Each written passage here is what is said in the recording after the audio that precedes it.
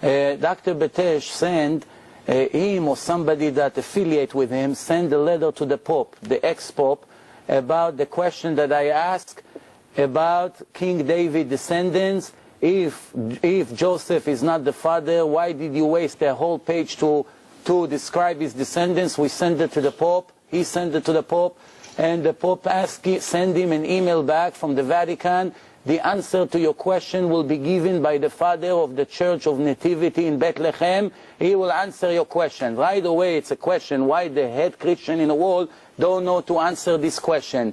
So when he sent to the father, Joseph something, I don't remember his full name, in a Church of Nativity, the answer is, dear Jewish brother, the answer to your question is in the book, The Birth of the Messiah. I'm sure you're familiar with that book, yeah? No? So if he gave us a book, a name of a book, Dr. Betesh asked 5 experts to read the book and look in the entire book for the answer to this question, and there was obviously no answer, so he sent them back another email, and the father apologized, and he said, I'm sorry, I gave you the wrong source, the name is another book. And 5 other people read the new book that he gave, and the answer was not given. He thought maybe they'll leave him alone.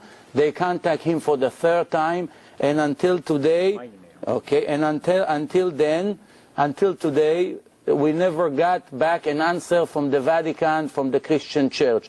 In my opinion, we will never get an answer to this question, because the people who wrote the New Testament made such a critical mistake.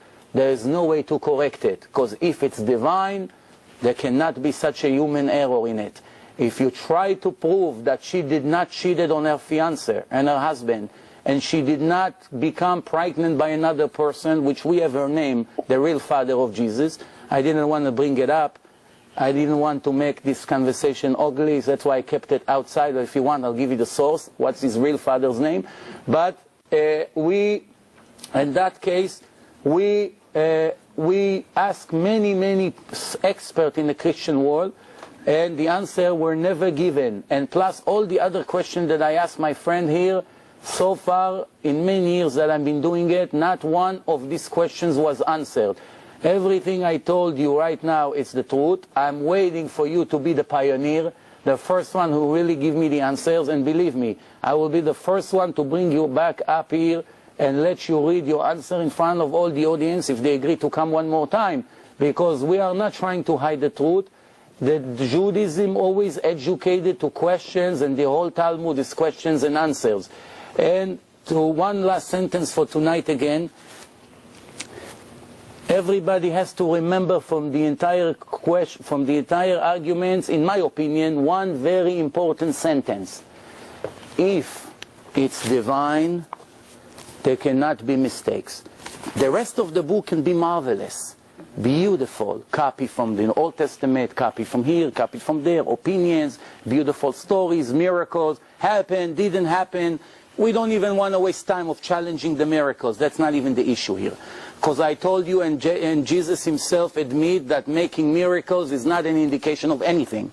The conclusion that I'm trying to make to Danny and his friend right here is very simple.